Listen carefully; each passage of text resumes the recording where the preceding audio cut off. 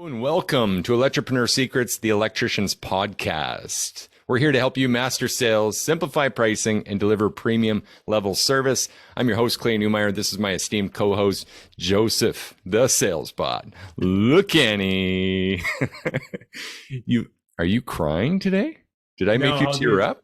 No, I was gonna say literally sometimes when I look at the camera too much or I look at the light, it can affect my eyes. So occasionally I tear. That's fair. That's fair, man. I have these dramatic and emotional moments as well. When we Oh start yeah. this show, it really does touch me in a way that sometimes causes me to cry. It's okay. It's okay. Well, I appreciate that. Right. Thanks for the support. Today we've got an awesome show. At least that's my opinion. I think that's Joseph's opinion. And I think that's because it's a real problem that some of our clients are facing right now. So this one's so important, and it really is about combating overwhelm with clients. Now, what are some reasons that our clients might get overwhelmed as we're trying to really run the play and help them to the best of our ability, Joseph? Realistically, the thought of creating anywhere between 5 to 6 options, if you're not 100% experienced with it, is just an extra level of stress that some people aren't fully accustomed to bearing at this point. And as a result, what they do is they go to sit down at the kitchen table and they either start to rush it or they do something where they're not really allowing the customer to engage emotion. When that happens, usually what ends up happening is both the technician gets overwhelmed because they're trying to rush and the customer gets overwhelmed because they're trying to absorb and they're just not picking it up. Right. Yeah. Super important piece here, guys. So as someone gets overwhelmed, I mean, obviously this is a problem, but what are some of the repercussions if your client's overwhelmed with you and your ability to help them at the highest level? Well, that's really big where it becomes dangerous, because if you think about it, our one sole responsibility is to make the customer's lives better as a result of us being there. And that means that we can't leave them confused, because the confused mind is always going to say no. You could have the perfect possible solution. I mean, truly, you could have the perfect solution at the best price and the right time. But if you can't communicate that properly to them, what happens? You're still going to end up having to email it over, or you're going to have to lose the job because the customer is going to go with someone they think relates with them better, or that they could understand a little better. So it's not just having the right solutions. It's being able to communicate it the right way. And that's where the defense against overwhelm is so important. Right. I love that. And one thing you mentioned is, I think you said already, that the technical jargon aspect. Yep. And how this can interfere. But let's talk first about really, I mean, if we can overcome this, if we can combat overwhelm, bit of a tongue twister there. If we can combat it, what are some of the benefits that we can see then? Okay. Well, once you get over the overwhelm, you become in the position of someone they like, trust, and respect. Because if they can look at you and say, okay, I understand what you're trying to do. I'm in the right mindset to absorb the information you're giving me. I already know that you're the right fit. There's very few reasons for someone to not give you the conscious thought to move forward with it. That's the best part about fighting the overwhelm. When your customers get overloaded, usually they're just going to shut down. That's where you get this is too much. I don't know how to move forward. Or they're going to say, you know what? I can't move forward because I need you to email this first. They'll start coming up with excuses. But I'd like to also touch on the how this happens, because you actually described it, and I want to really dive into it. Is that okay? Let's do it. Okay. The first thing that comes to mind is we had a client who pretty much said that his customer had an overwhelm moment where she was like, I don't really know what to do at this point. It's more than I can currently comprehend. I don't know how to move forward. She literally said, I don't know how to make a decision. That's really great feedback. And I'm not trying to insult that person at all. I think that that's the best feedback you could possibly get. But the questions that we have to go through is say, what in particular was it that sent this person into overwhelm? There's usually only a couple of things. And the most common is trade jargon. Now, when I say trade jargon, what do you think? What does that usually mean to you, Clay? Well, I tend to blow things out of the water. So let's go for that route here and just say, would it be incorrect of me saying that the Bible we learn from is that thick? All these terms. Now I know in CEC that it comes with one term that I love. It's my favorite, notwithstanding. What does that even mean? Come on. Right from the get-go, we're being trained to be lawyers. And then we get in the field and you're working under someone, right? And they want you to call things a certain way. Then you get to the supply house, and if you use the wrong term, you get the wrong part. So I think this jargon is really, it's spread throughout the entire trade. Not to mention, electrical and electronics tend to attract a certain type of person. And you know, the fact that you said lawyer really brings me back into a situation that I think dials this down perfectly. Okay. So I was actually working with a lawyer, and we were going through, and a great guy, became a close personal friend of mine at this point. But I'm reading him the line items of my options. Like, this was way before I was doing the process correctly. But he was going through it. I was telling him everything he was going to get. And he was like, Joe, stop. I'm like, stop what? He's like, I'm a lawyer. I could read this if I wanted to read it. Just tell me what I got to do and let's get it done. And I'm like, you don't want to know how many outlets we're going to get? He's like, no, I want to know this problem's going to be fixed. So can you stop reading so I can move forward with it? I got things to do today. And literally what that moment was, is it changed a lot of how I thought about options, because the NEC and all our trade organizations and everyone that we go to work with and train us says we need to give line items. We need to communicate every single thing.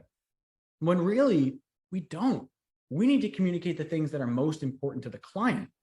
And when we're aligned emotionally with the client, they will willingly choose to move forward with us. It's as simple as that, but it's something that so many of us skip. So I'd like to ask a question to the crowd, if that's okay. Let's do it. All right. And you're going to be my eyes on it. You got it. So if I were to say, for any of you guys, you have a bad outlet, how much does you think that should cost? Just bad outlet, just by the terms alone. Usually can't be much, right? Because I would say, yeah. Yeah. Because anyone can go on Home Depot, by the way, right? And find the price of a good outlet. Yeah. I mean, we go to Home Depot and there are boxes of them. Not even in boxes. There's an open container, which is loose outlets in it, that you can get for anywhere from 50 cents to $2. The customer in their mind says, an outlet should take 20 minutes to do. Shouldn't. But they said it's only take about 20 minutes. The outlet's $2. How much could it cost? Maybe he charges $200 an hour. Okay, well, this job should probably take about $75. Are any of us charging $75 to do anything anymore? Of course not. So the thing is that we need to communicate what the part does, not what the part is. And when you can describe that, you can talk to anyone, regardless of their technical understanding, and you could do so from a place of ethics. So instead of, I have a bad outlet, I have a faulted electrical point. This is a point of the electrical circuit that distributes electricity. So I have a faulted electrical distribution point. When you can describe that to someone, you're actually being less confusing, because now they know what's wrong and where it's wrong. Does that make sense?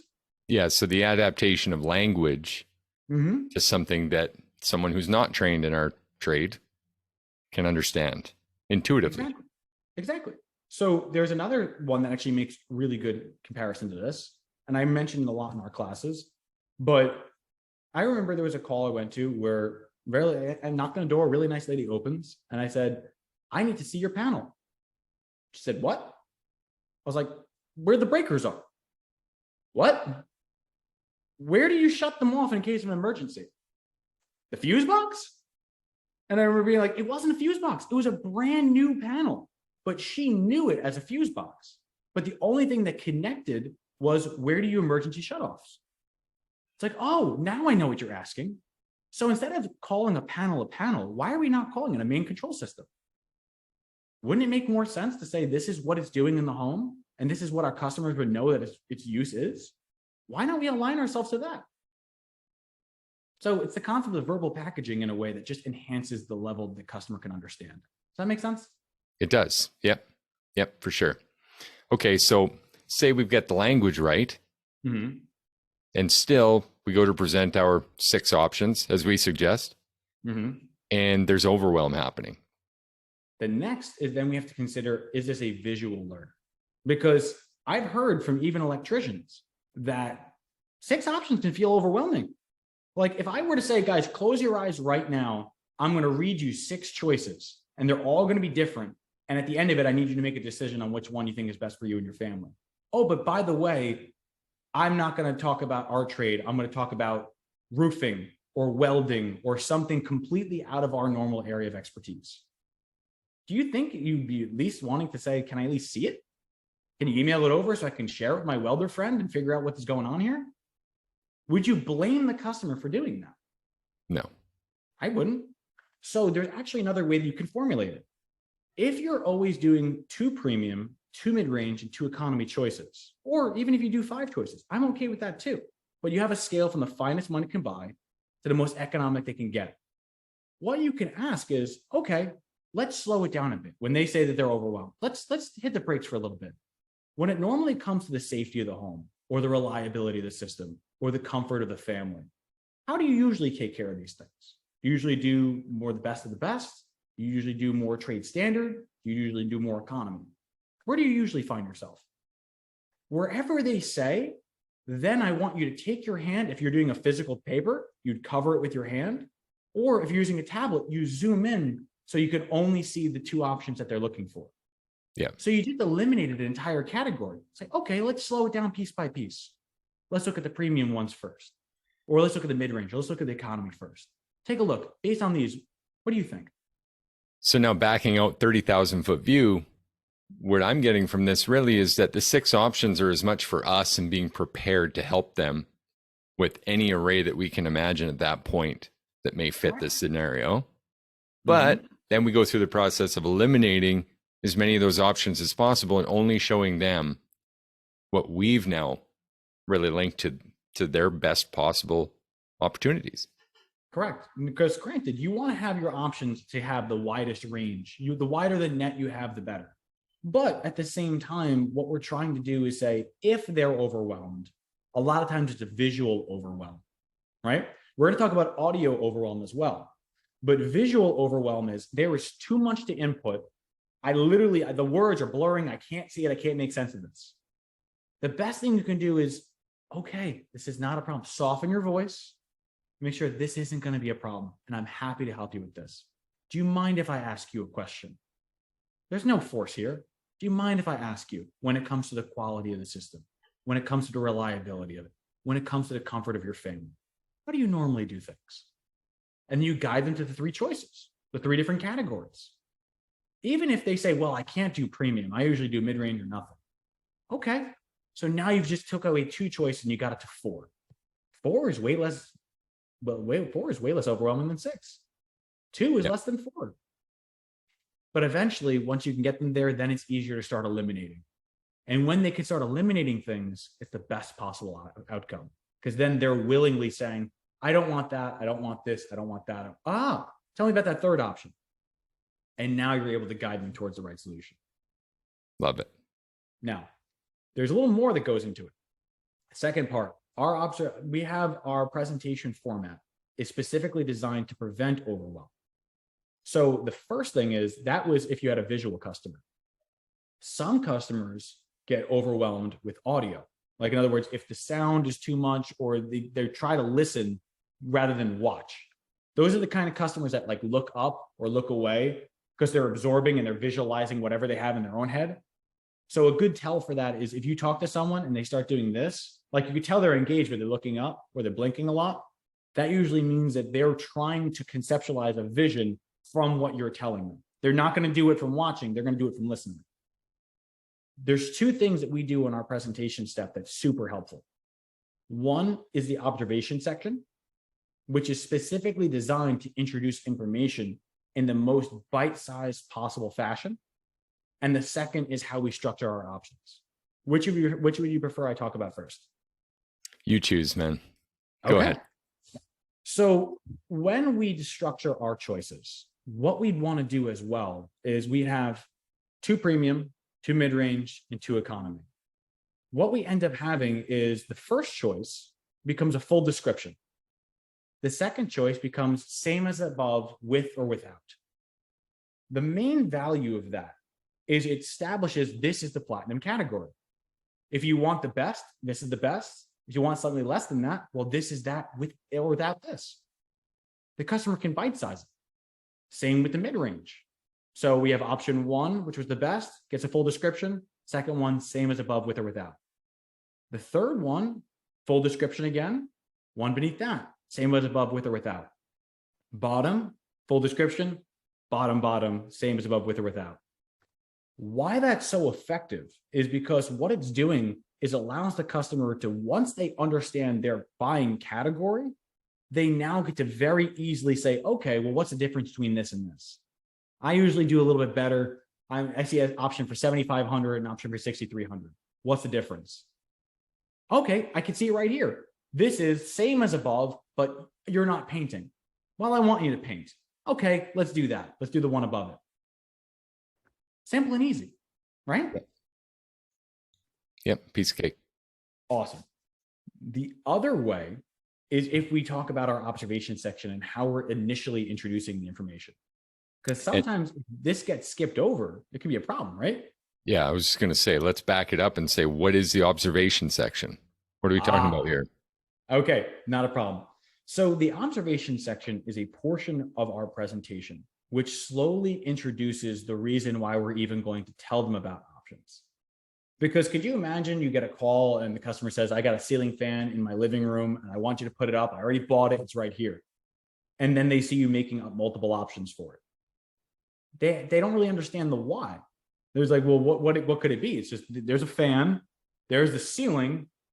It should be click and drag, right? What could be so hard about this? Yeah. It's like, not necessarily. So the observation section is the part of the call where we're slowly introducing not only what they call this for. So by saying first, what did they call us for? We know for a fact that it's okay. John and Amanda requested an installation of a ceiling fan in their living room. Directly beneath it is, what are we currently experiencing? There is currently nothing but a switched light in that room. There is a current ceiling fixture currently in that room, controlled by a single switch or a single lighting control point. Okay, well, what is further than that? What's currently there is that we notice that the wiring existing in the wall is either not great, or we notice that the circuit that's feeding it is sharing with other things, or we notice, it could be anything. It could be perfect. And you could simply say, well, we just recognize that the enclosure in the ceiling is not rated for the fan. Or we recognize that you only have one switch on the wall. Wouldn't it make more sense to say that if you had a remote and that remote fails, that now requires additional installation? If you ever, let's say you lose the remote, what happens? You're going to have the customer operate by pull chain? That's not going to be a great way, right? So the moral of the story is the observation section slowly introduces to the customer what they originally called us for, what the conditions are currently found, what about the conditions that we found are going to relate to that initial installation, and then lastly, what are the other things that we found in addition to that? So what that might be like at the end is, well, I understand that's what's going on with the current room. While we were here, we detected you don't have any fire protection systems in the room. We recognize that you don't have any fire protection systems anywhere outside the hallways. That would be the last thing you can interject. Now, by doing it in that aspect, it allows the customer to start understanding a little bit more without having to be an electrician as well. Make sense? It does. Yeah. So the observations really drive the rest of that presentation process and give it the why behind everything. Without it, it might look like you're reaching again. And no one wants that. None of us want to be salespeople, and none of us feel like we want to sell anyone anything. But people love to buy. So it's always important to give them the opportunity to do so. There's another thing that you can do to prevent overwhelm. And it's a one-word thing. It's the word because. I'm sure I've touched on this before, but it's incredibly important to prevent overwhelm. Every one of us are electricians. At least if you're listening to this, you probably should be. But the thought is that how many years of trade knowledge, how many years of schooling, how many years of field experience did it take for you to be adequate in understanding electrical systems? It probably took several years, if nothing else. Yeah. But our customers who we talk to, we don't change our language for. So we may understand why a surge protector is valid. Like, how do you offer a surge protector on a ceiling fan call? Difficult, right? You could just throw it in. But I like to tie everything I offer needs to be tied in with the main reason they call this. So maybe it doesn't have bulbs. Maybe it's built-in LED driver. Those are becoming more and more popular. Or maybe it's a light-a-leer, where it's got the ceiling fan and the light in one enclosure. The thing is that all of those have sensitive electronics in them. If that takes a burn, now that LED driver is not going to function. And the only way to change it is to physically completely redo the fixture. Or you go through a long warranty process. So I could say the reason why I offer this electronic safety system, because when I looked at the fan, I saw an area that's going to be susceptible to damage. And the last thing I want you to do is have to pay for this twice. Was I wrong to offer you a way that you don't have to deal with that? Never. And that's how you can tie it in and make it accurate. Love it. So anyway, I'm gonna e-break it for a moment because I feel like I just had a straight monologue for 5 minutes. Monologued for a while. Okay. Really important. And then I'll just tie in something else here, you guys. Very important, very, very important to recognize that in all things, we're trying to take action based on data trends, not intuition, not gut feelings. In the moment, we've got to rely on our gut and the collective of our experience and knowledge and intuition to this point so that we can respond. But when we're done responding, when we're done the reactiveness of just in the moment stuff and dealing with the overwhelmed customer, it's so important in all cases of your business and your development to go back to the proactive mindset. And that's a physical shift that's got to be consciously coupled. Meaning literally we have to think about that. We're coming from a reactive place. It's kind of proactive, reactive, proactive really is a sandwich. Would you agree with that? Proactive as in the role play, the preparation. As one of my mentors said, the 6 Ps, proper preparation prevents piss poor performance, right?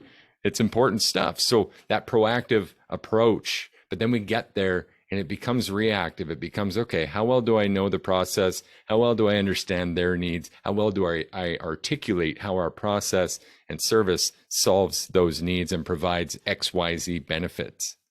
Mm-hmm. But that is reactive. It's all we can do. That's a moments of communication. And it's awesome. And we need that muscle memory like you have, Joseph.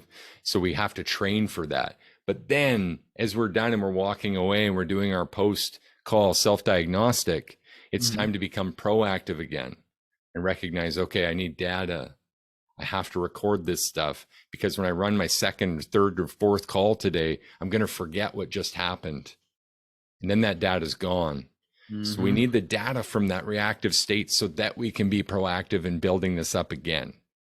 If we started to see a trend of this happening, right, the data trend would be able to tell us what exactly we need to work on.